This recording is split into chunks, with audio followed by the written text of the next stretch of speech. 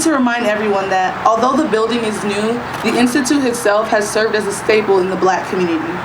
We should all be so proud of how far we've come here together. Today marks a new chapter in the history of the University of Florida and the Institute of Black Culture, a history that's steeped in community, courage, and advocacy. And for more than 4 decades, the IBC has served as a beacon at the University of Florida, providing a home away from home for generations of students, and it's been a place of solidarity, of community, teaching, learning, and always belonging. I learned that because of the courageous voices of students, faculty, and staff in 1971, the Institute of Black Culture was established to provide a place of comfort and community for Black students. Students for over 4 decades have continued to stand on the shoulders of the giants who imagined this space. We are here today because of students who stared the vileness of segregation in its face and helped desegregate UF. Between 1945 through 1958, students were continuously denied acceptance into UF. Trailblazers, such as Virgil Hawkins, sacrificed their rights to be here so that Black and brown students could be accepted into UF.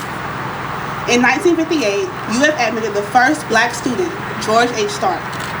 Following after in 1962, the late George Allen was the first Black graduate. Today our ancestors are smiling upon us as we experience the manifestation of their hopes and dreams and the sacrifices of those that have journeyed the troubled waters before us so that we can be here today and experience this day.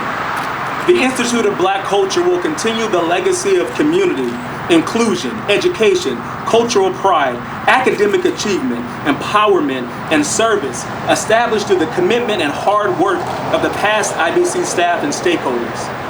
The IBC is a light that shines throughout the UF community, conveying to current and prospective students that the IBC is a home and community for them at UF. As mentioned, already alluded to, the IBC is a beacon.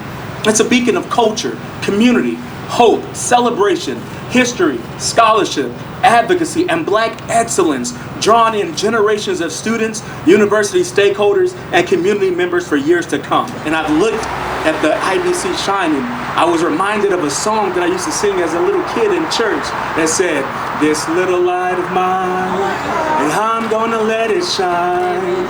This little light of mine, I'm gonna let it shine. Let it shine, let it shine, let it shine." And so today, the IBC is shining. We are shining. Tomorrow it will be shining, and 50 years from now, 100 years from now, it still will shine on. And the seeds planted today will continue to live on. The work, the advocacy, the investment in this project, and the spirit of this moment will transcend time. This moment is the beginning of a new chapter and a new journey for an unshakable institution, a home, a beacon of light and hope for our community. This moment is for those who were arrested, for those who withdrew, for those who remain committed to seeing our university do and be better. This moment is for Virgil Hawkins. It's for George Stark. It's for W. George Allen. This moment is for Geraldine Williams. This moment is for Stephen Mickle and Evelyn Mickle.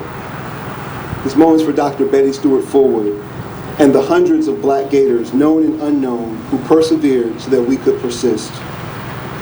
They fought for future Gators like me without even realizing that their legacy would transcend generations.